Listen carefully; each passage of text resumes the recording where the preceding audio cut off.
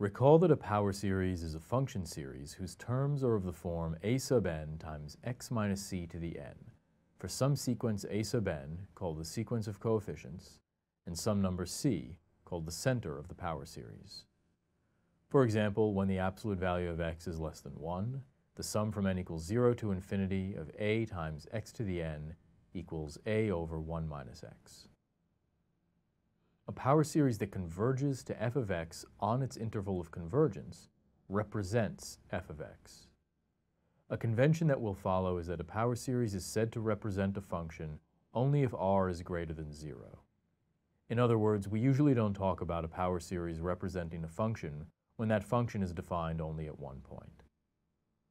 A power series representation is intuitively an expression of a function as an infinite polynomial, and we can use this to approximate values of the function as well as to evaluate limits and integrals.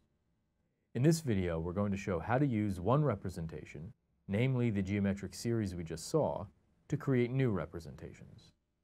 To do this, we'll use the following theorem. Suppose that this series converges to f of x with radius of convergence r. Then f of x is differentiable, and f prime of x is the sum from n equals 1 to infinity of n times a sub n times x minus c to the n minus 1, with the same radius of convergence r. Further, f of x is integrable, and the integral from a to b of f of x is the sum from n equals 0 to infinity of a sub n times x minus c to the n plus 1 all over n plus 1, evaluated between a and b, for all a and b in the interval from c minus r to c plus r. A helpful way to think of this theorem is that it says that we can differentiate and integrate power series term by term. Notationally, we can think of this as moving the derivative or integral symbol inside the summation symbol. So the derivative of a power series is the power series of the derivatives, and the integral of a power series is the series of the integrals. Let's look at an example.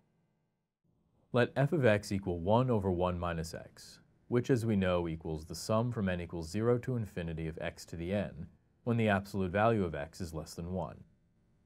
Then f prime of x, which is 1 over 1 minus x squared, is the sum from n equals 1 to infinity of n times x to the n minus 1, again when the absolute value of x is less than 1. Further, we can antidifferentiate.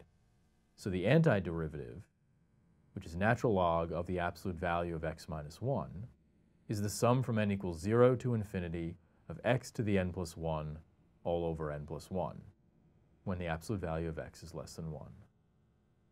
Let's look at another example. Again, consider 1 over 1 minus x, which is this sum, when the absolute value of x is less than 1.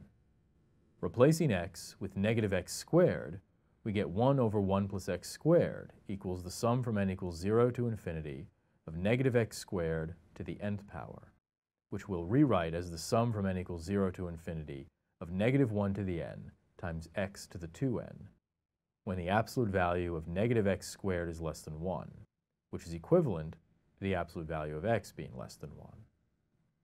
Note that 1 over 1 plus x squared is the derivative of arctangent. So we have this equation, and if we antidifferentiate both sides, we get a power series representation for arctangent that holds whenever the absolute value of x is less than 1. I leave it to you as an exercise to determine what happens when the absolute value of x equals 1.